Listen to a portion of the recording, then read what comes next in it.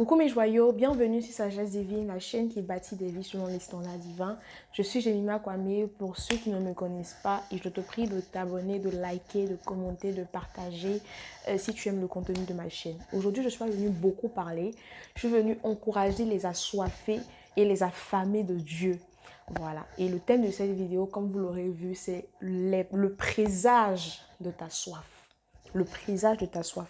La petite histoire, c'est qu'en fin 2021, j'avais une très grande soif de Dieu. Je priais tout le temps. Je demandais à Dieu, Seigneur, remplis-moi. Seigneur, je veux te servir. Seigneur, je t'aime. Seigneur, je veux t'être utile et tout. Mais je ne savais pas, je ne me doutais pas de ce que Dieu avait prévu pour moi l'année suivante.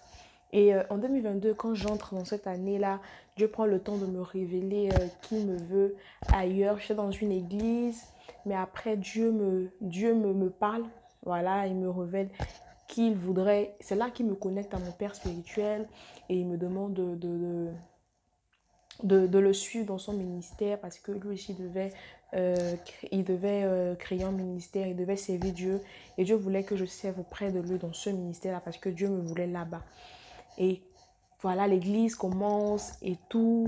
Et mon père se retrouve en train de me confier des responsabilités. J'étais dans plusieurs départements.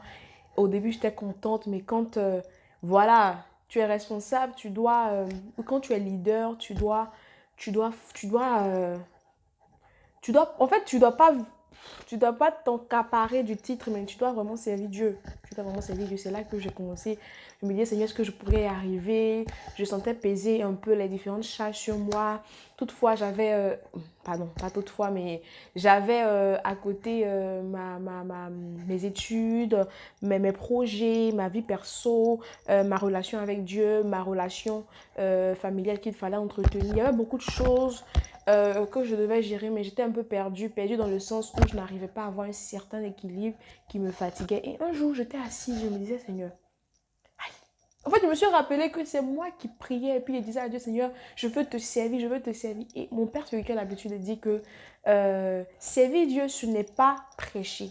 Prêcher, là, entre guillemets, tout le monde peut le faire. Jésus t'aime, donne ta vie au Seigneur Jésus, vis dans la sanctification. Tout le monde peut le faire en quelque sorte. Mais servir Dieu, c'est bâtir des vies. Servir Dieu, c'est s'investir en des gens. Servir Dieu, c'est faire des sacrifices. C'est former des disciples. Jésus a dit, allez-y, évangéliser, voilà, et faire de toutes les nations des disciples. Mais pour faire des nations des disciples, pour faire des gens des disciples, ça demande du temps. Jésus a passé 3 ans de sa vie à former des disciples. Donc, former un disciple, ça prend du temps. Ça demande de l'énergie, ça demande de l'investissement, ça demande de la prière, ça demande beaucoup de choses. C'est ça, servir Dieu. C'est bâtir. En fait, c'est se donner, c'est s'investir en des gens qui servent Dieu. Sinon, prêcher, là, tout le monde peut le faire. On va dire ça comme ça. Hein. Voilà. Et c'est là que j'ai réalisé que j'ai dit, mais toi, tu voulais servir Dieu. Et c'est parce que moi, je suis dans le département d'évangélisation. La proximité avec les gens, les intégrer, avoir cette technique d'approche-là, tout ça là.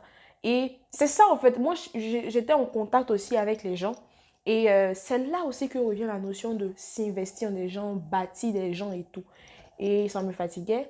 Je disais, mais waouh, Seigneur, est-ce que je pourrais y arriver et tout. Et c'est là que je me rappelle que j'ai demandé ça à Dieu et je pleurais dans les oreilles de Dieu. Je disais, Seigneur, je veux te servir, je veux te servir. Maintenant, il faut servir maintenant. Tu veux pas. Il faut servir maintenant. Tu stresses. Non. Et c'est là que j'ai demandé à Dieu l'équilibre. Parce qu'on peut tout faire. Si Dieu te confie ça, c'est parce qu'il te croit capable de le faire. Il faut juste un équilibre. Savoir faire les choses comme il faut les faire. Trouver de l'équilibre, s'organiser. Parce que quand on a beaucoup de choses à faire, ça demande de l'organisation. Aujourd'hui, j'arrive à gérer ça parce que j'ai réalisé que j'ai pas le temps pour m'amuser, j'ai pas le temps pour faire tout et n'importe quoi. Mon temps est précieux parce que j'ai beaucoup de choses à faire. Voilà, c'est vrai que parfois on n'est pas forcément au top de sa forme, on n'est pas forcément au top dans ses responsabilités. Ça arrive à tout le monde, ça arrive à tout le monde. Parfois on relâche un peu parce que le corps a été, c'est-à-dire l'esprit a été tellement concentré à faire des choses que on a besoin de relâcher un peu. Et c'est aussi bon de relâcher. Mais quand tu te sens faible face à tes défis, face à tes responsabilités et tout, c'est vraiment bien de se ressourcer, d'aller dans la présence de Dieu, de prier, de se ressourcer et de pouvoir remettre les pendules à l'heure, de pouvoir se de pouvoir se réorganiser. Parce que parfois, tu peux faire un emploi du temps, tu peux faire un programme, mais face aux circonstances de maintenant, le programme ne coïncide pas forcément avec la circonstance de maintenant. Donc, il faut se réajuster, prendre du temps dans la présence de Dieu pour se ressourcer, c'est très important. On aura suffisamment la force et l'énergie qu'il faut pour affronter ce qu'il y a devant nous. Donc, je suis venue dire à une personne que quand Dieu crée dans ton cœur la soif, d'ailleurs, Dieu dit, le vouloir et le faire viennent de lui. Quand Dieu crée dans ton cœur le vouloir, c'est parce qu'il t'a déjà donné la capacité de le faire. Si Dieu te donne d'être assoiffé de lui, c'est parce qu'il a déjà prévu de l'eau pour te donner à boire. C'est pourquoi il crée la soif.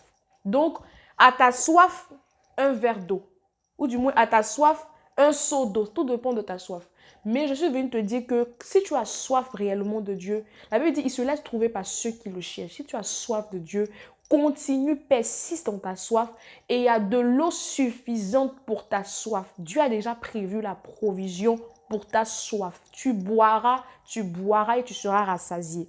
Mais attention parce que réalise l'ampleur de ce que tu demandes à Dieu. Réalise la responsabilité que cela implique quand tu demandes des choses à Dieu. Et tu verras que, en tout cas, je suis venue t'encourager pour te dire que ta soif sera étanchée au nom de Jésus. La soif que Dieu crée dans nos cœurs est toujours étanchée par lui-même. Mais réalisons réellement ce que nous demandons à Dieu. Réalisons ce que nous demandons à Dieu. Parce que quand Dieu décide d'étancher ta soif, il étanche très, très, très bien. Que Dieu te bénisse. J'espère que tu as aimé avec moi le contenu de cette vidéo. J'espère que tu l'as aimé, que ça t'a béni. On se dit à très bientôt pour une nouvelle vidéo. Que Dieu te garde. Bye bye. Et joyeux.